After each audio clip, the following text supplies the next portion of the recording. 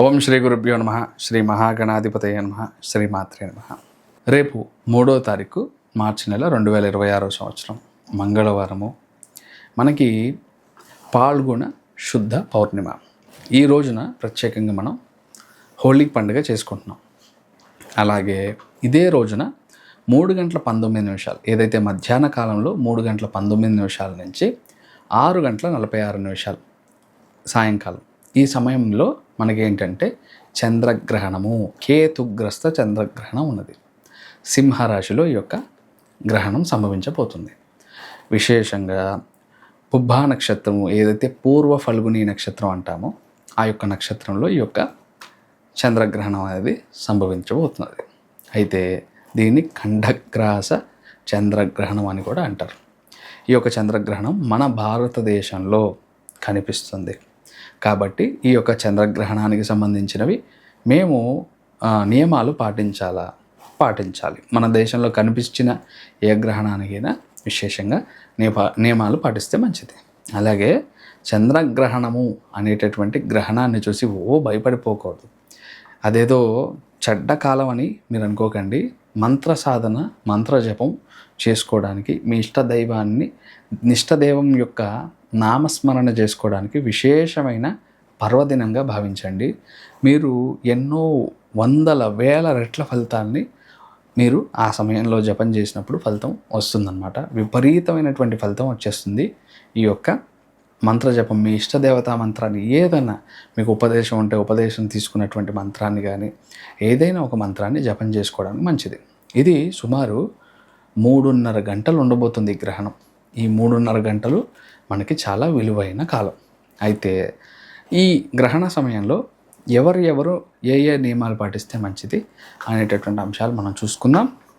ముఖ్యంగా గర్భిణీ స్త్రీలు ఈ యొక్క 3:19 ప్రారంభం అవబోతుంది మధ్యాహ్నం. కాబట్టి ఉదయమే మనకి 11, 12 లేదా 1 గంట లోపు ఆహారం తీసుకోవాల్సిన విషయాలన్నీ తీసేసుకుని వారు మిగతా ఏదైతే గ్రహణం పట్టేటటువంటి సమయం నుంచి విడిచిపెట్టేంత సమయం వరకు వారు నిద్రపోవటం మంచి విషయం. ఓకేనా? అలాగే పెద్దలు, వయోవృద్ధులు ఎవరైతే ఉంటారో పట్టు విడుపు స్నానం చేయలేనటువంటి వాళ్ళు, గ్రహణం పట్టగానే పట్టు స్నానం, విడిచిపెట్టగానే విడుపు స్నానం ఏదైతే చేస్తామో ఈ పట్టు విడుపు స్నానం చేసేటటువంటి వాళ్ళు ఎవరైతే ఉంటారో శక్తి ఉన్నటువంటి వాళ్ళు చేయండి ఈ గ్రహణ సమయంలో.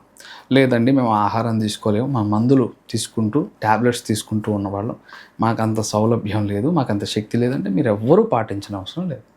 మీరు ఎక్కడ కూర్చున్నా, ఏ రూమ్లో కూర్చున్నా, ఎలా ఉన్నా ఒక భగవన్నామ స్మరణ మీరు ప్రశాంతంగా చేసుకుంటే మీకు ఎటువంటి దోషము ఈ గ్రహణం వల్ల రాదు, ఎటువంటి చెడు ప్రభావం ఈ గ్రహణం వల్ల మీకు ఏర్పడదు.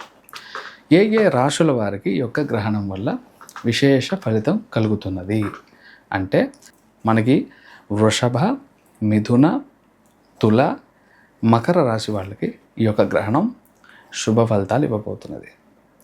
అలాగే మిగతా ఏవైతే రాశులు ఉన్నాయో ఆ రాశి వాళ్ళకి మిశ్రమ ఫలితాలు రాబోతున్నాయి. అంటే ఏదో విపరీతమైన చెడు వచ్చేస్తుందని కాదు. మిశ్రమం అంటే కొంచెం ఆందోళనగా ఉండడం. చంద్రుడు అంటే మనకు కారకుడు కదా.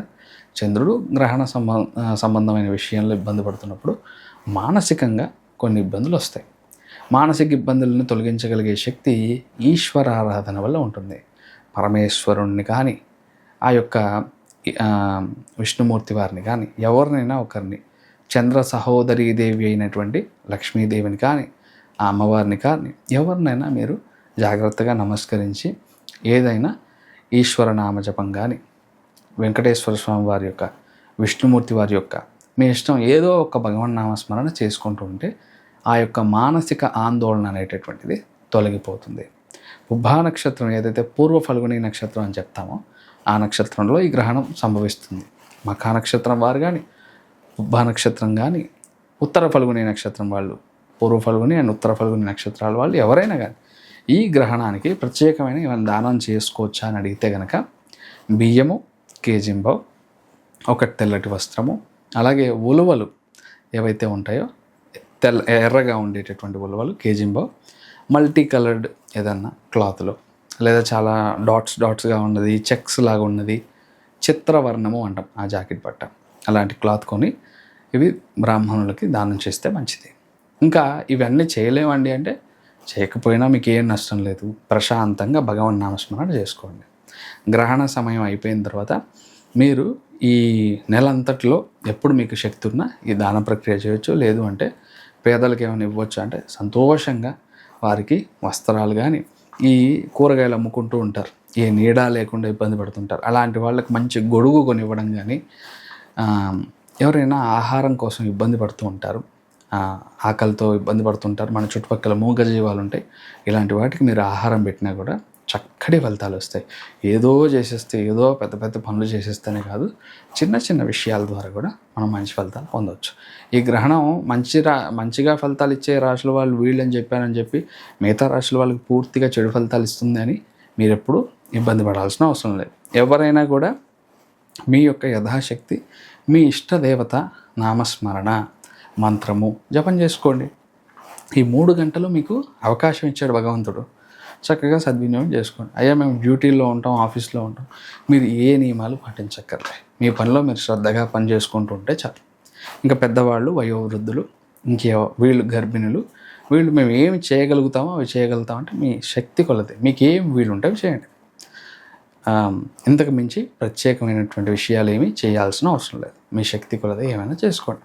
దాన ధర్మాదులు చేస్తామా ఈ విధంగా చెప్పినట్టుగా ఈ బియ్యము అండ్ ఉలవలు దానం చేసుకోవటం, బియ్యము తెల్లటి బట్టతో, ఉలవలు చిత్రవర్ణం అంటే మల్టీ కలర్డ్ క్లాత్తో దానం చేసేసి నమస్కరించుకోండి. చంద్రబింబము, ఒక సర్పాకారము, వెండితో ఉంటే వెండి, రాగితో ఉంటే రాగి, మీ యథాశక్తి ఏ లోహంతో అయినా దొరికిందంతో తీసుకుని ఆ వస్తువులతో పాటు దానం చేయడానికి ప్రయత్నం చేయండి. ఇంకా మంచి ఫలితం వస్తుంది. ఇది శక్తి ఉంటేనే. శక్తి లేదు అంటే మామూలుగా భగవన్ నామస్మరణ చేసుకుంటే కూడా ఫలితం వచ్చేస్తుంది. అయితే ఈ గ్రహణ సమయంలో పట్టు విడుపు స్నానాలు అన్నీ చేసేస్తాం. పూర్తయిపోయిన తర్వాత ఇల్లంతా పరిశుభ్రం చేసుకొని ఈ గ్రహణ మోక్షకాలం అంతా అయిపోయిన తర్వాత ఏదైతే పుణ్యకాలం ఉంటుందో మొత్తం విడిచిపెట్టేసిన తర్వాత ఆ సమయంలో మీ ఇష్టదేవత భగవన్ నామస్మరణ పూర్తి చేసుకున్న తర్వాత ఇదంతా ఇల్లు అవన్నీ పరిశుభ్రం చేసేసుకొని మళ్ళీ ప్రత్యేకంగా వంట చేసుకొని మీరు మళ్ళీ అప్పుడు భోజనం చేసుకోవడానికి ప్రయత్నం చేయండి. ఎప్పుడైతే 6:46 దాటిపోయిన తర్వాత మిగతా సమయం అంతా చంద్రగ్రహణం విడిచిపెట్టినాక మీరు ప్రశాంతంగా అంతా శుద్ధి చేసుకొని మీరు విడుపు స్నానం వీలుంటే చేసుకొని చక్కగా ఇల్లంతా పరిశుభ్రం చేసుకొని వంట చేసుకొని తినడానికి ప్రయత్నం చేయండి. చాలా సింపుల్ థింగ్.